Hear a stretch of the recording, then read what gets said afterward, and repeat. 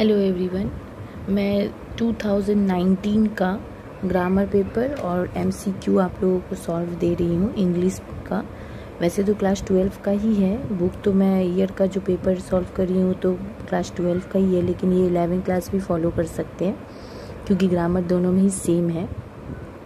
तो आपका page number है 72, जो कि आपका 2019 ईयर पेपर है। ओके, तो बीबी कुंदू का ही बुक है। देखिए, सबसे पहले ग्रामर पार्ट में हम सॉल्व करेंगे डू एज डायरेक्टेड। सबसे पहले आपको यहाँ पे डायरेक्टेड जो है, देखिए मैं रूल समझाते हुए करूँगी। यहाँ क्या है, I don't intend to give up what I have use the underline word as a noun and rewrite. आपको अंडरलाइन करना है, क्या अंडरलाइन जो वर्ड है उसको आपको नाउन वर्ड करना है। तो याद रखिएगा, इंटेंड का क्या हुआ था, इंटेंशन ये होता है, ठीक है। मतलब नाउन वर्ड, नाउन मतलब हो गया क्या, नेमिंग वर्ड।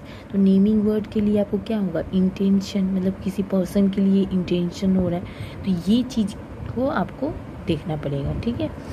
अगर वर्ब कुछ ऐसा वर्ड बोलता वर्ब से, तो कोई डूइंग वर्ड आपको करना पड़ता, जैसे कि इंटेंडिंग, मतलब ऐसा कुछ वर्ड लेना होता जो अगर वर्ब होता। अगर आपको एडवर्ब बोलता तो एडवर्ब में ज़्यादातर ली लगता है, वाई से रिलेटेड टू, तो इस तरह से। और नाउन वर्ड में इंटेंशन TION का रहता है, ES का रहता है, ये सब का वर्ड रहता है, याद रखिएगा। तो चलिए, ये आपका हो गया नाउन वर्ड, ठीक है। तो क्या हो जाएगा, I don't intention to give up what I have. तो आंसर आप कैसे लिख सकते हैं, देखिए आंसर है आपका आई डू नॉट हैव लगाना पड़ेगा क्योंकि यहाँ पे आपका आई के साथ हैव ही लगता है। तो I do not have intention to give up what I have, या फिर आपको डू नॉट नहीं लिखना है तो ऐसे भी ये बहुत ईजी है, आई हैव नो इंटेंशन, क्योंकि डू नॉट है तो ना का प्रोनाउंसिएशन तो आपको देना पड़ेगा, इसीलिए आई हैव, आई के साथ हैव लगता ही है।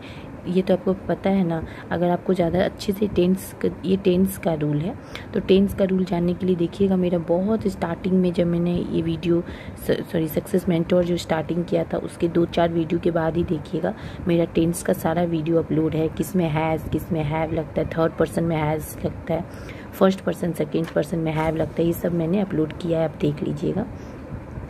तो ये हो गया, आई के साथ हैव ही लगेगा, तो आई हैव। डोंट के लिए हम लोग नो ले लिए, और इंटेंट वर्ड था तो उसको नाउन वर्ड करना है, इसलिए इंटेंशन वर्ड ले लिए।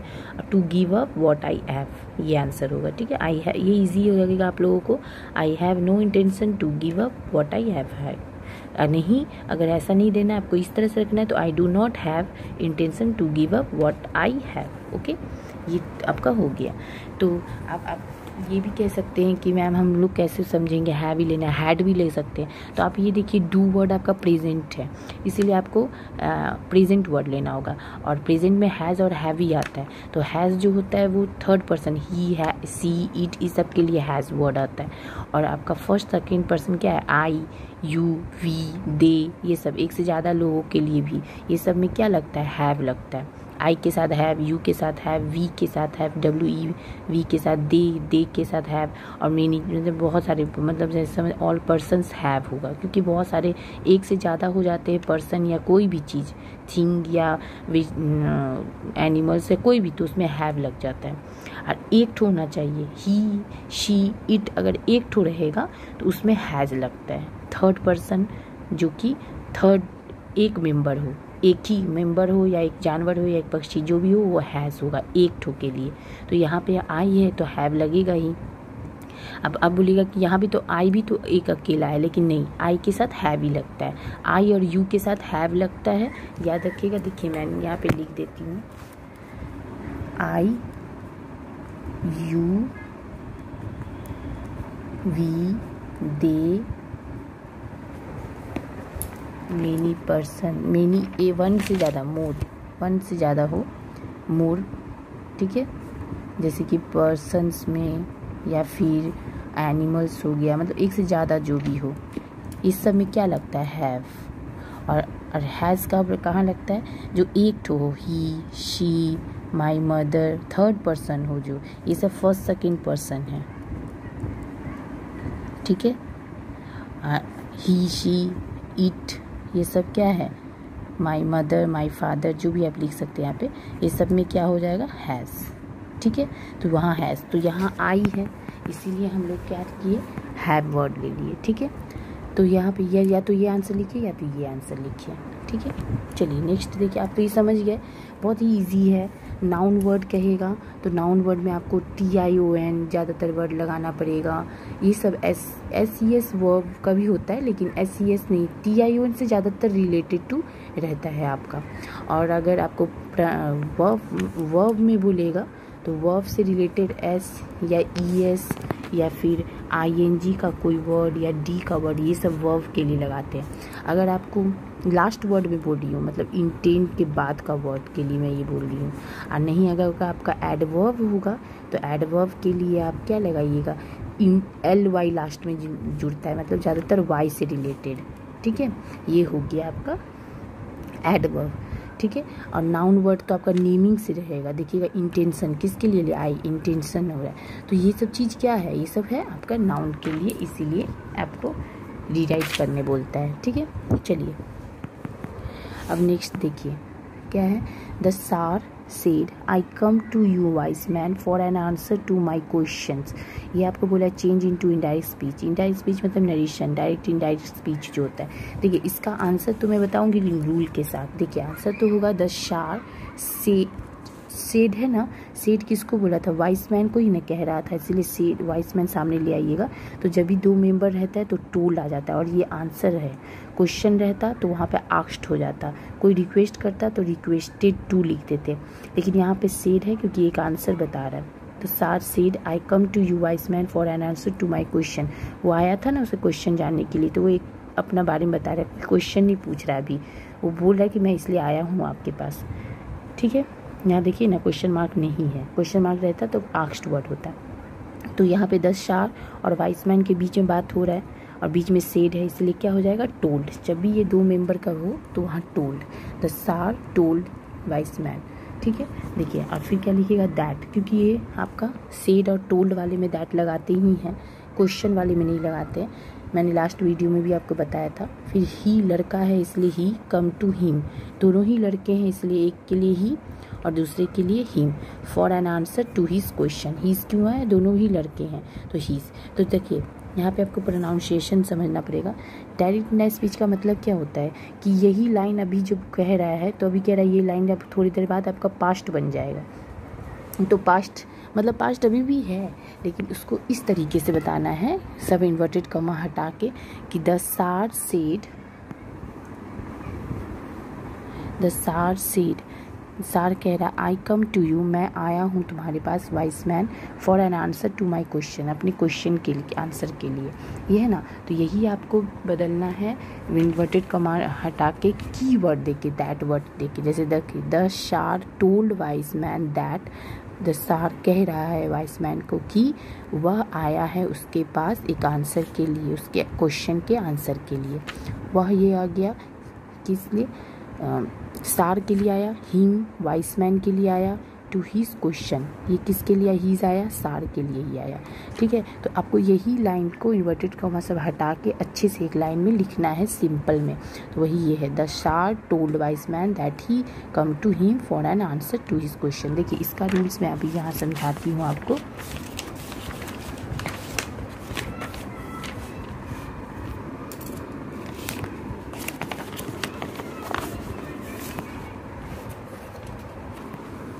देखिए डायरेक्ट इनडायरेक्ट स्पीच का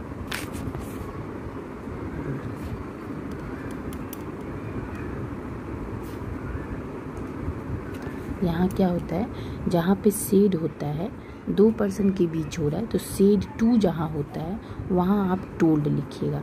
अब आप बोलिएगा कि इस आंसर में मैम हम सेड क्यों नहीं, तो सेड भी लिख सकते हैं, क्योंकि जहाँ सेड ऑनली होता है वहाँ सेड ही रहता है।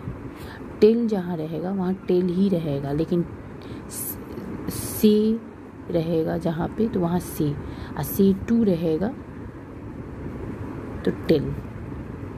ठीक है, ये सब होता है। और ये सब अगर आपका जो लाइनिंग है वो आपका आंसर लाइन है, मतलब क्वेश्चन नहीं है, रिक्वेस्ट नहीं है, ऑर्डर नहीं है, तो आप वहाँ पे क्या लगाइएगा, दैट, ठीक है।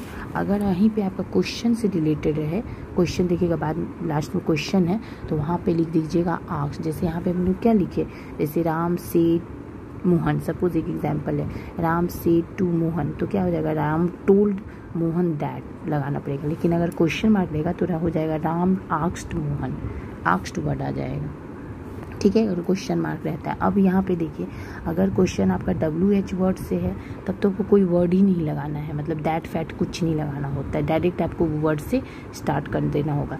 लेकिन अगर आपका डू, हम बताए थे लास्ट क्वेश्चन, जितने भी हेल्पिंग वर्ड है, हैज़, हैव, हैड, डिड, ये सब जिसका आंसर आपको यस या नो में होता है वो सब हेल्पिंग वर्ड होता है। इज, आर, एम, ये सब से अगर क्वेश्चन स्टार्ट हो इसमें तो वहाँ पे हम लोग क्या लगाते हैं, इफ़। ये हम आपका पिछले वीडियो में भी बताए थे, आप देख लीजिएगा, इसका पूरा लिस्ट मैंने दिया है पिछला वीडियो में, इंग्लिश का ही देखिएगा। तो वहाँ पे हम लोग इफ़ लगाते हैं, लेकिन WH वाले में कुछ भी नहीं लगाते। WH वाले में कुछ नहीं लगाएंगे, खाली WH वाले जो वर्ड है वो वर्ड लेके आपको चेंज करना होगा, आंसर रूप में बदलना पड़ेगा, ठीक है। अच्छा, तो यहाँ पे इजी हो गया। और आपको ये इसका लिस्ट भी मैंने दिया था पिछले वीडियो में, देख लीजिएगा।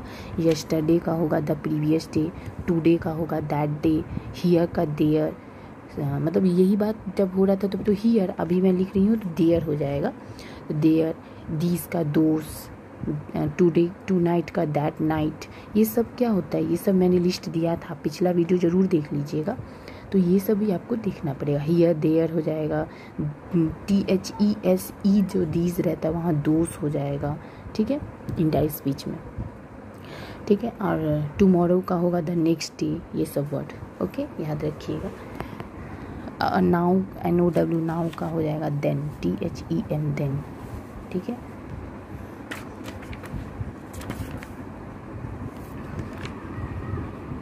मैं वो लिस्ट आपको फिर से दे देती हूँ, देखिए अच्छे से ध्यान दीजिएगा। ये रहा, देखिए, THESE दीज जहाँ रहेगा वहाँ दोस, THIS दिस, ये सब आपका इंडाइट स्पीच जब आपको बदलना है उसमें। दैट, THET दैट, नाउ का देन,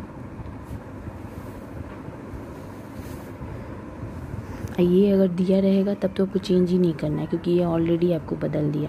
और एक बात जिसमें यूनिवर्सल ट्रूथ रहता है, जैसे अब हम बोलेंगे कि Ram said Mohan, inverted comma start, honesty is the best policy, अगर ऐसा कुछ लाइन हम मेंशन कर दें तो इसका मतलब ये यूनिवर्सल ट्रूथ है। तो यूनिवर्सल ट्रूथ में चेंज नहीं होता है, दैट आपको पास्ट में नहीं करना पड़ेगा, ठीक है, क्योंकि वो जिस तरह का है वैसे ही में रहेगा। हाँ, तो नाउ का देन, यस्टरडे का the previous day,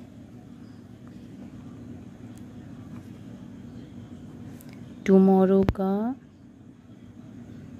the next day,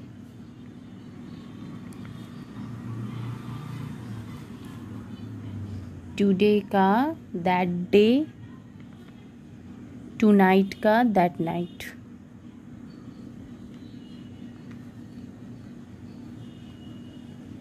ठीक है, ये सब आपके रहते हैं। और भी हियर का देयर, ठीक है, ये सब आपके रूल रहते हैं। और हाँ, और जो प्रेजेंट में है उसको आपको प्रेजेंट में ही रखना है, जो पास्ट में है मतलब पास्ट में ही रखना है। मतलब अगर से, ये जो है से टू, ये सब प्रेजेंट है तो आपको प्रेजेंट में ही रखना है, पास्ट मत कर दीजिएगा। जो यूनिवर्सल ट्रूथ का मैं बोली हूँ उसका मतलब ये नहीं कि सेड दैट तो अगर होगा ही, लेकिन वहाँ लास्ट का वर्ड में जैसे आप कोई भी वर्ड से वर्ब वर्ड को, जैसे वर्ब जो वर्ड है आपको उसमें को पास्ट में बदलना होता है, तो सो आप नहीं कीजिएगा, क्योंकि वो आपका यूनिवर्सल ट्रूथ है, इसीलिए आपको वही रखना है। जैसे एक एग्जांपल दे देती हूँ, Ram said Mohan honesty is the best policy, मैंने अभी इसका ही बताया तो इसी का सुन लीजिए। तो क्या हो जाएगा, Ram said Mohan that honesty is the best policy, ये नहीं होगा, honesty was the best policy. क्यों, आप सोचिएगा कि सेड है, सेड टू, टोल्ड, ये सब वर्ड क्या है, ये सब तो आपके पास्ट है। तो आप सोचिएगा कि उधर का भी लाइन को हमको पास्ट करना है, नहीं, वहाँ पे आपको इजी फॉलो करना पड़ेगा, वॉज नहीं करना पड़ेगा, क्योंकि वो सब यूनिवर्सल ट्रूथ है। लेकिन अगर अदर सेंटेंस के लिए होगा तो आपको वो सेंटेंस को इज को वॉज करना होगा, ठीक है, क्यों? क्योंकि ये सब आपका पास्ट वर्ड है और ये सब अगर प्रेजेंट रहेगा तो आपको प्रेजेंट ही रखना है, ठीक है। तो इसका आंसर तो मैं अभी बता ही दी हूँ। अब आइए थर्ड नंबर पे। थर्ड नंबर पे है आपका क्या, देखिए, the man would have attacked you. अभी देखिए इसका वॉइस है, वॉइस में बहुत सारे रूल हैं, ठीक है। तो आपको वॉइस अगर समझना है, देखिए इसका आंसर तो होगा you would have been attacked by the man. क्यों हैव बीन हो गया? क्योंकि देखिए वहाँ पे वुड तो है, वुड के बाद हैव वर्ड है, और हैव हो, हैज़ हो और हैड हो, तीनों में ही बीन लगता है, बीन, BEEN, ठीक है। ये देखिए यहाँ पे मैंने वो भी कर देती हूँ वॉइस का। आपको तो ये पता है कि जितने भी सब्जेक्ट होते हैं द मैन, वो पीछे चला जाएगा बाई के साथ, और ये जो यू ऑब्जेक्ट है वो आगे आ जाएगा, और आपका जो ये वर्ब है वो आपका हमेशा वर्ब का थर्ड फॉर्म में रहेगा। तो अटैक फर्स्ट फॉर्म में, अटैक्ट सेकेंड फॉर्म है, क्योंकि डी से ही होता है, थर्ड फॉर्म भी अटैक्ट ही हुआ। अब जैसे टेक वर्ड फर्स्ट फॉर्म हुआ, टुक वर्ड सेकेंड फॉर्म हुआ, टेकन ये थर्ड फॉर्म में लेना पड़ता है, याद रखिएगा। और नरेशन डायरेक्ट लाइन स्पीच जो किए हैं अभी, इसमें जो वर्ब आपको चेंज करना पड़ता है वो सेकेंड फॉर्म में होता है, लेकिन ये वॉइस थर्ड फॉर्म में होता है। तो देखिए यहाँ पे, तो इसका आंसर तो मैंने बता दिया, लेकिन यहाँ पे ये मैंने कहा है कि देखिए हैव, हैज़ और हैड ये तीनों में बीन वर्ड होता है, ठीक है। यही सेल और अगर विल होगा तो उसमें BEB वर्ड होगा, ठीक है। तो ये दोनों प्रेजेंट होते हैं, ये पास्ट होते हैं। शेल विल जो है ये आपके ये भी आपको क्या हो गया, ये आपका प्रेजेंट के लिए फॉलो होता है। शुड और वुड रहेगा तो बी, और लेट हो गया, अब लेट के साथ भी बी लगाना पड़ता है। ऑर्डर वाले सेंटेंस में लेट करके लगाना पड़ता है। वॉइस के बहुत सारे रूल है, आपको अगर अच्छे से वॉइस ही जानना है तो आप मुझे कमेंट कीजिएगा, तो मैं पूरा क्लियर वॉइस ही बताऊंगी, बट बॉस वॉइस बहुत है। और इसमें और ING का जिसमें फॉर्म रहेगा, जैसे कि टेकिंग वर्ड हुआ, तो उस ING जिसमें रहता है उसमें BEING बीइंग लगाना होता है आपको आगे। जैसे Ram is eating a apple, तो क्या हो जाएगा, apple is being eaten by me, by Ram, sorry.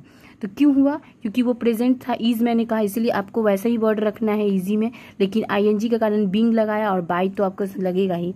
तो पहला का जो सब्जेक्ट है वो पीछे ऑब्जेक्ट बन जाता है, ING जिसमें है वहां पे बीइंग लग जाता है, और जो प्रेजेंट है वो प्रेजेंट में ही रहेगा, जो पास्ट है पास्ट में ही रहेगा, लेकिन वर्ब जो है उसको हमेशा थर्ड फॉर्म में करना पड़ेगा आपको, ठीक है। हेल्पिंग वर्ब किसको कहते हैं? Is, are, am, was, were, ये, तो वो आपका जो क्वेश्चन में रहेगा वैसे ही करना पड़ेगा आपको। लेकिन जो वर्ब का फॉर्म है, जैसे टेकिंग, टेक, टूक, ये सब वर्ब है, डूइंग वर्ड है, ये सबको आपको थर्ड फॉर्म में ले जाना पड़ेगा, ठीक है।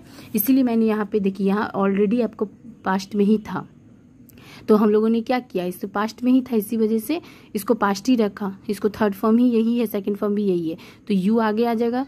यू के साथ देखिए यहाँ पे हैव वर्ड था, तो यू के साथ भी हैव ही लगता है। मैंने इससे पहले नरेशन में भी आपको बताया है, इसमें पहले वाले में बताया कि किसमें हैज़ हैव लगता है, वो देख लीजिएगा, नहीं तो टेंस भी देख लीजिएगा, मेरा बनाया हुआ है वो, सम अपलोड किया हुआ है, मतलब सॉरी सम नहीं, tense.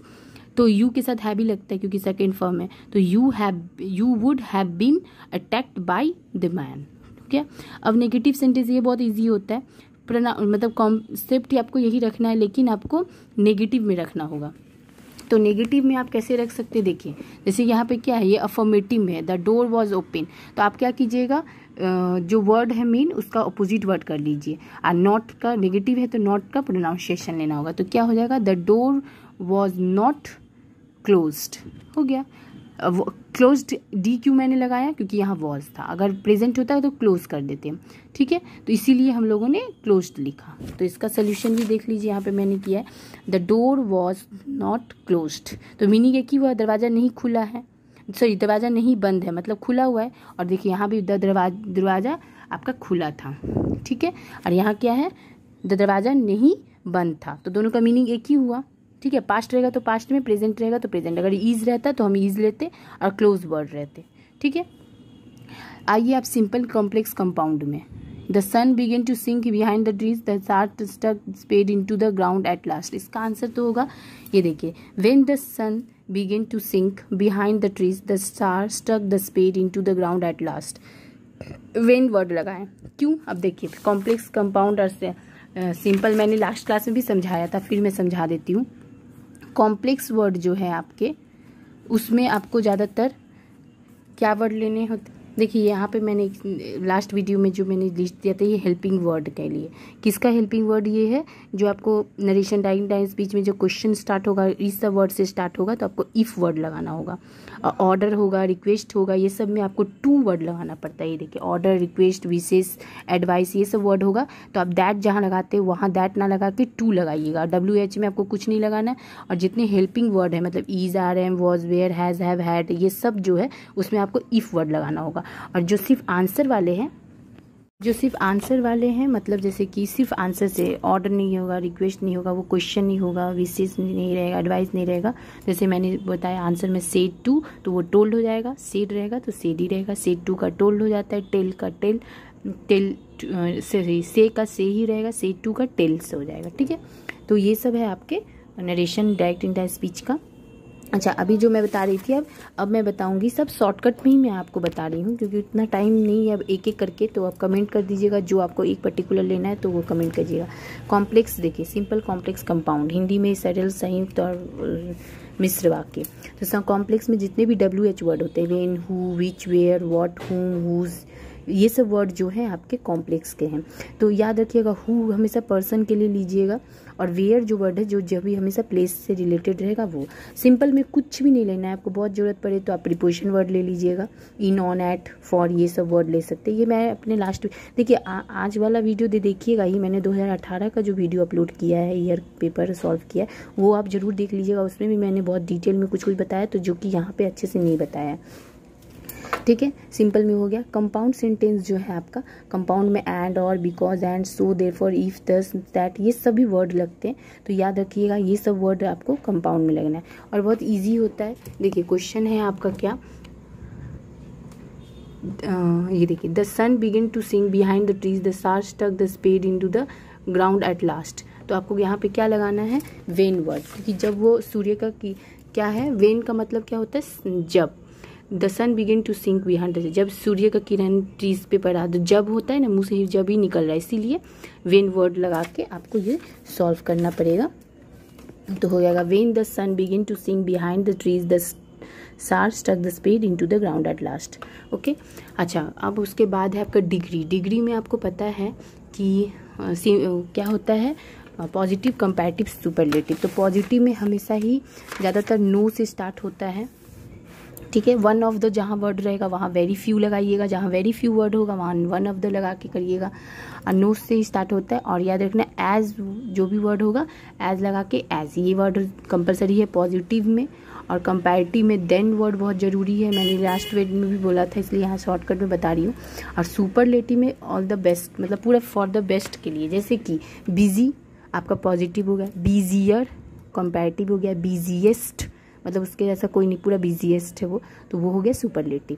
Lazy, leisure, laziest, good, better, best, ये सब आपका है पॉजिटिव, कंपैरेटिव, सुपरलेटिव। कंपैरेटिव मतलब किसी से आप कंपेयर कर रहे हैं, देन वर्ड कंपल्सरी है। और सुपरलेटिव इज़ द बेस्ट मतलब सबसे बेस्ट। पॉजिटिव एज कुछ भी वर्ड है तो वो एज, जैसे as busier, sorry as busy, as good, as, इस तरह से लगाने हैं। जैसे कि देखिए एक example, the most important thing in the world was science. सबसे पहले तो ये मोस्ट वर्ड है तो हमारा सुपरलेटिव में, लेकिन करना किसको है, उसमें पॉजिटिव करना है। तो पॉजिटिव में आपको क्या करना पड़ेगा, ऐसा लेके नो अदर, इस तरह से लेना पड़ता है तो ये इजी होता है। नो अदर थिंग्स मतलब मीनिंग चेंज ना हो, no other thing in the world, कोई भी ऐसा चीज़ नहीं है इन द वर्ल्ड में was as important as science, जो कि साइंस की तरह आपका इम्पॉर्टेंट था। पास्ट में रहेगा आपको पास्ट में लेना है, प्रेजेंट रहेगा प्रेजेंट में लेना है। और as word compulsory, important positive word. अगर यही कंपैरेटिव में होता तो आपका ये ऐसे नो अदर थिंग से नहीं स्टार्ट होता, तब क्या हो जाता कि साइंस इज द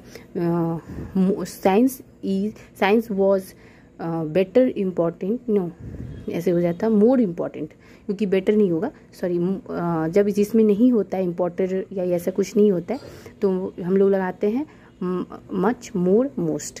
तो साइंस वॉज मोर इम्पॉर्टेंट। देखिए अगर यही हमारा ये कंपैरेटिव में, सॉरी पॉजिटिव में मैंने बताया, और अगर आपको कंपैरेटिव में बोलेगा तो आपको क्या देन वर्ड से कंपैरिजन से के थ्रू करना पड़ेगा। तो कंपैरिजन के थ्रू हो जाएगा कि science was more important than any other thing in the world. Then word compulsory है, सुपरलेटिव तो दे ही दिया है, तो आपको याद रखें TH एंड देन वर्ड किसी से कंपेयर करना होगा तो वो हो जाएगा, मोर लगाना पड़ेगा। और पॉजिटिव में सिर्फ इम्पॉर्टेंट, अब मोस्ट इम्पॉर्टेंट तो आपका रहता ही है, तो उसी को आपको सुपरलेटिव में क्वेश्चन ही दिया है। तो इस तरह से आपको लगाना, ये बहुत इजी होता है, इसमें ज़्यादा रूल नहीं होते। जो पास्ट है उसको पास्ट, जो प्रेजेंट है प्रेजेंट। और याद रखना है वेरी फ्यू वर्ड से जब स्टार्ट होगा तो वन ऑफ द स्टार्ट कीजिएगा, वन ऑफ से रहेगा तो वेरी फ्यू, ये सब कंपलसरी है। नो अदर पॉजिटिव के लिए ज़्यादा यूज़ होता है, और एज वर्ड ज़्यादातर यूज़ है पॉजिटिव के लिए। इसके लिए मैं पहला भी वीडियो अब 2018 का ईयर पेपर भी अपलोड की हूँ, उसको भी देख लीजिएगा। क्लियर, ये भी खत्म हो गया। अब आपके हैं आर्टिकल प्रीपोजिशन, जो कि आपको तो शुरू से ही आते हैं। आर्टिकल में आपका ए एंड द वर्ड होता है, 3 वर्ड होता है। ए आपको वो समय होता है जिसमें AEIOU नहीं होता है, 5 वॉवेल जो नहीं वर्ड होते हैं उसमें ए लगाते हैं। एंड कहाँ कहाँ हो जाता है, जिसमें AEIOU वर्ड से वर्ड स्टार्ट होता है, और बाकी आ वर्ड, जैसे हम HOUR का स्पेलिंग है लेकिन मुंह से गिर रहा है आवर अ से, इसीलिए इसमें भी एन हो जाता है। ऑनरेबल, इसमें भी ए एन वर्ड लग जाता है, क्योंकि मुंह का प्रोनाउंसिएशन अगर अ से गिरे तो वो भी हो जाता है। ठीक है। अम्ब्रेला, तो इसमें भी एन हो जाएगा, लेकिन फिर से यूनिवर्सिटी में नहीं होगा क्योंकि वो वाई से स्टार्ट हो जाता है, यू का प्रोनाउंसिएशन आता है, इसीलिए। तो ये सब आपको देखना होगा ए एंड द में, जो बचपन क्लास आप करते आ रहे हो। आप प्रीपोजिशन आपका हो गया, जो भी लिंकिंग वर्ड है, लिंक 2 चीज़ों से लिंक हो, in, on, at, above, in, on, at, above, ये सब वर्ड हो गया। बिटवीन, बीच में, बिहाइंड मतलब पीछे, ये सब प्रीपोजिशन वर्ड है। इनटू मतलब जो आप रूम के अंदर जा रहे हो तो इनटू कहलाता है, तो ये सब है। Frog jumping into the well, ये सब हो गया, तो ये सब आपका इनटू हो गया। और बहुत सारे प्रीपोजिशन वर्ड है, मैं बोल ही दे रही हूँ, इन, ऑन, एट कोई जगह के लिए, मतलब एड्रेस के लिए, ये सब आपके यही होंगे जितने भी लिंकिंग है। तो यहाँ देखिए, when my father came out of the mosque after the prayer, people of different religion would be sitting outside waiting for him, many of them afford bowls of water to my father who would tip the finger tip in them and say a prayer, this water was then carried home for invalid, for मतलब लिए। ये तो आपको preposition article आता ही होगा। See देखिए, correct the error, आपको error the following sentence replacing the underline word the right one from the option be given below, आपको राइट वन ऑप्शन लेना। देखिए, you might run that comb through your hair so you will look present, present क्या होगा, presently या presentable या present, कौन सा suitable है, प्रेजेंटेबल, ओके, लुक प्रेजेंट, तो प्रेजेंटेबल वर्ड होगा। ये हो गया आपके ग्रामर। अब आ जाइए MCQ में सॉल्व के क्वेश्चन आंसर मैं नहीं कर रही हूँ, अगर आपको चाहिए तो कमेंट कीजिएगा। पेज नंबर 74 में आइए, 2019 का पेपर है। Abdul Kalam father would convey complex spiritual concept in simple down to earth, Tamil होगा answer. The wounded man was actually enemy of the czar, the girl in the train compartment through the narrated to be gallant होगा। On entering the her room Mrs Jones asked Roger to wash his face. Next आ जाइए, being try the grasshopper, reds beneath green heads bushes, pleasant weed होगा। His gold complexion dimmed, here too refers to poet's friend, nature is pleaded to keep the soldier warm, green twigs that rise from close to ground was curled होगा। ठीक है, ये सब आप पढ़े होंगे।